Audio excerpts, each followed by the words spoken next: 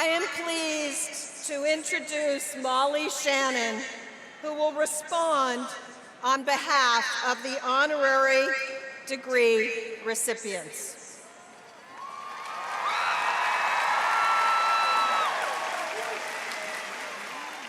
Go.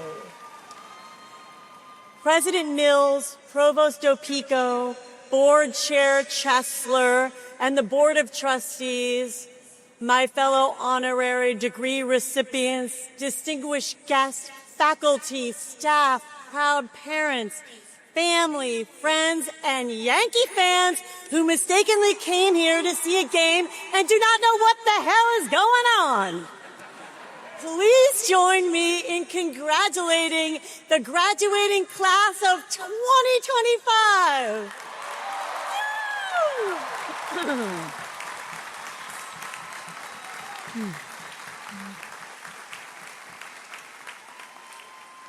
I am a fellow graduate, NYU graduate, so I can tell you from experience that you will remember this day for the rest of your lives. And not just because today you'll face one of the greatest challenges of your life, trying to go to the bathroom in this enormous robe, but also because today you get to do the impossible. You get to see the future. Just look around. You are all that future.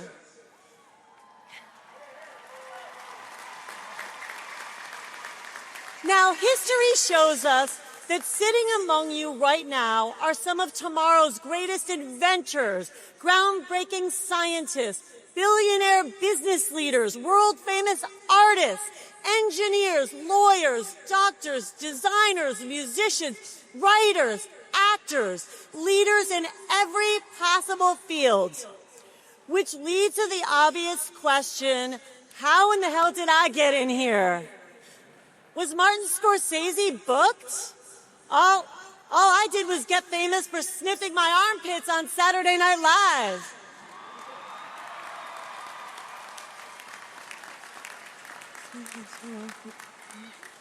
Either way, having sat here where you are right now, I know how excited you are, and I also know how scared. Everything you've known up until today is about to change.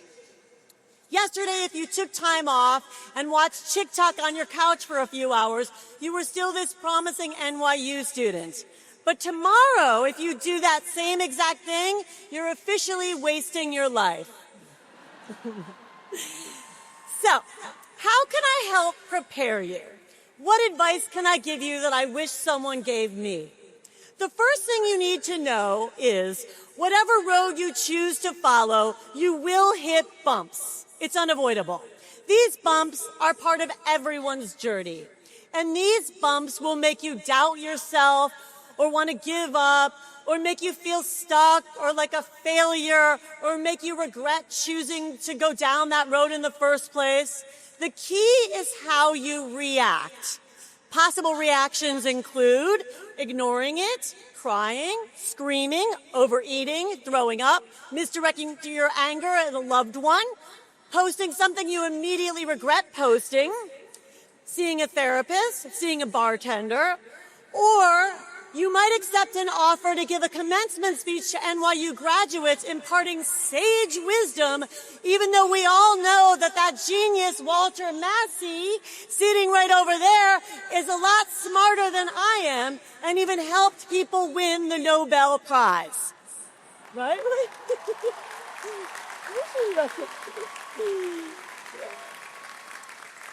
But you get me.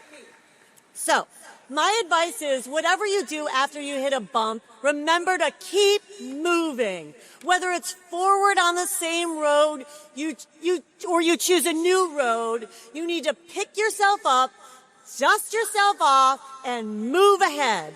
Because that is the only way amazing things can happen. For example, true story.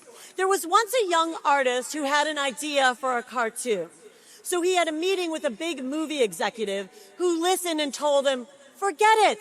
Kids are scared of mice, and moms hate mice too. It's never going to work. That young animator was Walt Disney. And there was a young girl who trained her entire life to be an Olympic figure skater, but then failed to make the U.S. team. She had a nervous breakdown. So she went to Paris to recover and discovered the world of fashion. Her name is Vera Wang. A young reporter in Baltimore was fired after getting her first shot at being a local news anchor. Her name's Oprah Winfrey.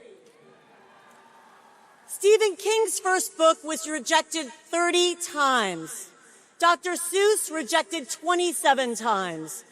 And right before the guy who invented Uber became one of the biggest success stories in history, he filed for bankruptcy and had to move back in with his parents. Now, my own story is full of bumps, too. At 4 years old, I was in a car crash, and I lost my mother and one of my sisters.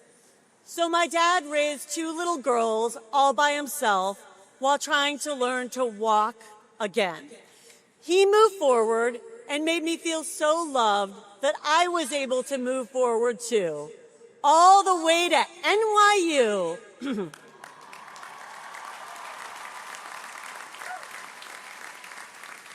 After my own graduation, I wanted to be an actress, but no one would hire me. Rejected over and over. But I still had to pay the rent. So I did anything I could to stay on the road I had chosen. I sold health club memberships at Park Avenue Squash and Fitness. Park Avenue Squash and Fitness, this is Molly. Can I help you? I was a receptionist for a video dating service where I was also responsible for telling people the exact reasons why they were being rejected, which people love to hear. I sold office supplies, which was such a terrible job that I quit by asking if I could go to the bathroom, and then I just ran away outside. I took phone orders for a bagel delivery company. I worked as a booker for a modeling agency. I was a Nordstrom's fragrance model. I was a food demo girl for Huxtable's liver pate. I was a temp for the Orion television department. I was a temp for the Lake and Giroux Literary Agency and a temp at Warner Brothers and the William Morris Agency and the Creative Artist Agency, where I got fired for not rolling calls fast enough. And then I finally got my big break as a waitress. I may have served you and your family food at the following establishments: the Old Spaghetti Factory, the Lion's Head Restaurant, Ed DeBevick's, the Melrose Baking Company, the Horn and Hard Hat Dinomat, the 4 and 20 Coffee Shop, and the last place I ever waitressed was at a restaurant called Cravings, which was famous for their grilled lemon chicken salad. I hate that salad, because I worked at that restaurant for so long that when I walked down the street, former customers would recognize me and point at me and scream, "Grilled lemon chicken salad!" And that was not how I wanted to be known. To make matters worse, I was still auditioning, but I could not get arrested. No one would hire me. Something had to change. I hadn't just hit a bump. I hit huge potholes and dead-end signs, detour, wrong way, go back. Which leads me to my second piece of advice: embrace who you are.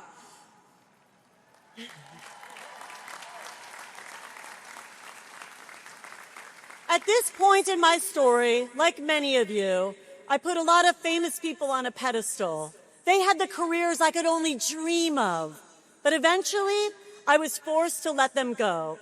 I realized that I had been waiting forever for some casting person to realize that I could be just like them. But the fact is, I was not them. I never would be.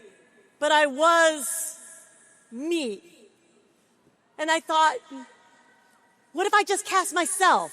What if I create my own show? So my friend Rob Muir and I got to work, and we made a show with our own unique characters that no one else could play. And we hustled to get people to see it. This is way back before email, so I kept a big box of names and numbers of everyone I ever met, people from all those crazy jobs, people I served as a waitress in all those restaurants, dialing, endless numbers, nonstop, making 500 calls a day to fill the seats. I invited my dentist, my garbage man, homeless people. No joke, I would see them picking up cans, and they seemed so nice that I asked them to come, and I paid for their tickets so I could pack the house. I figured someday the money would come back to me, and they loved it. Eventually, after doing this every day for what seemed like forever, word got out, people liked my show. And all this made me realize in life, you can be your own secret weapon. You can take charge and stop waiting for someone else's approval to do the thing you love. Approve yourself.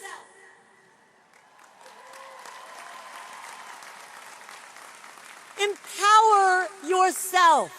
I discovered there's a magical difference between saying, I want to be an actress, and saying, I am an actress. Try that little I am trick with your own dream. Right, Walter Massey? Right, Walter? He knows what I'm talking about. Anyhow, back to my story. So my stage show started to do so well that one day my manager told me Saturday Night Live called. That might seem like the end of my story, but it is not.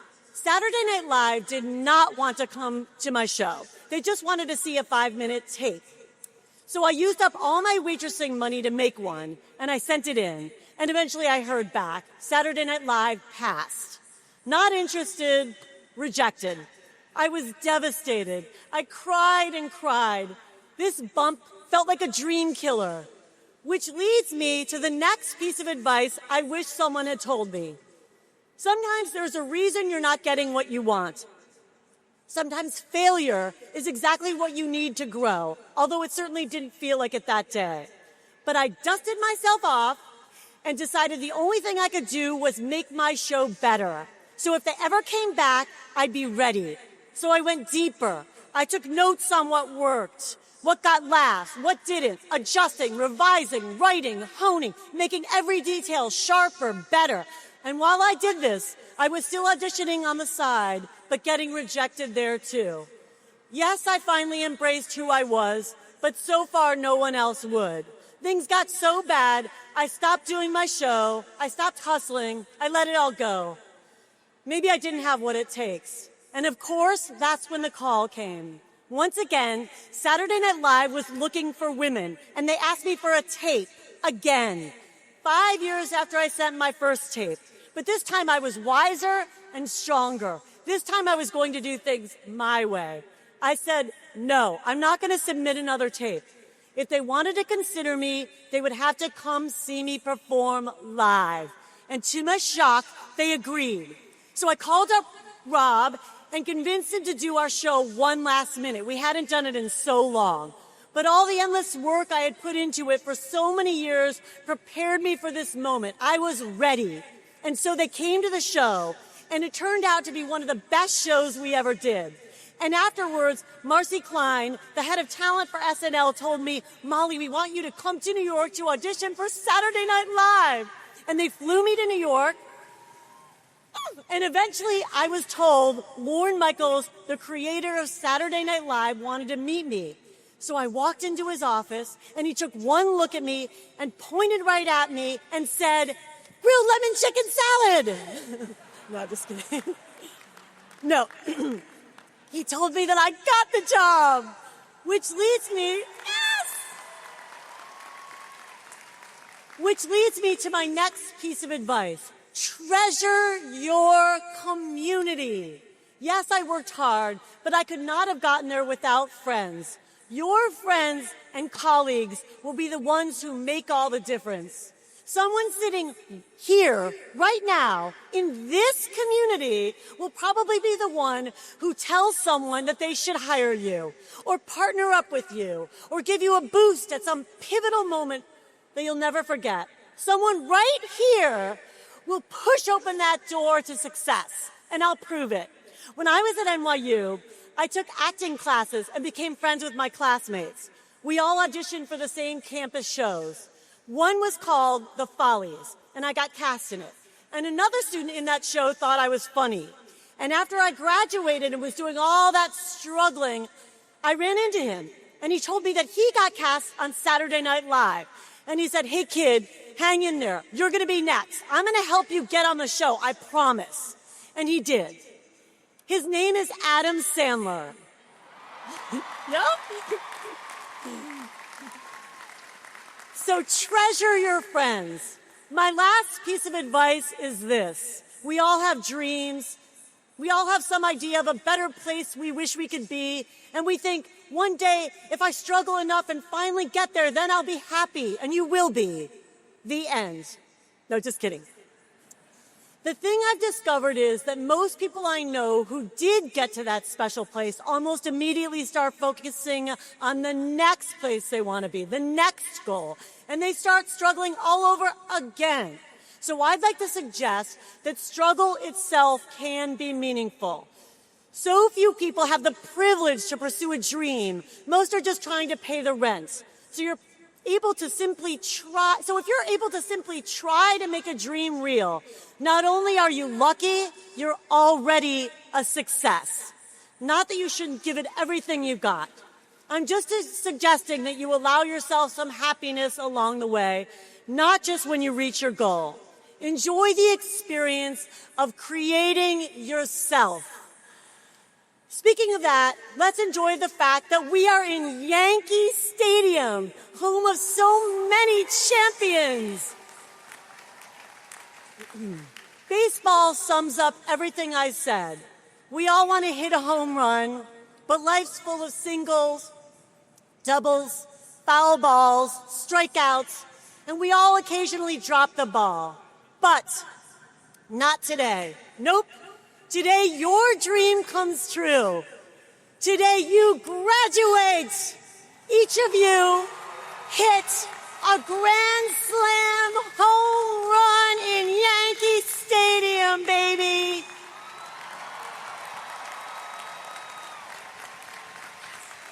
Today, you, my friends, are all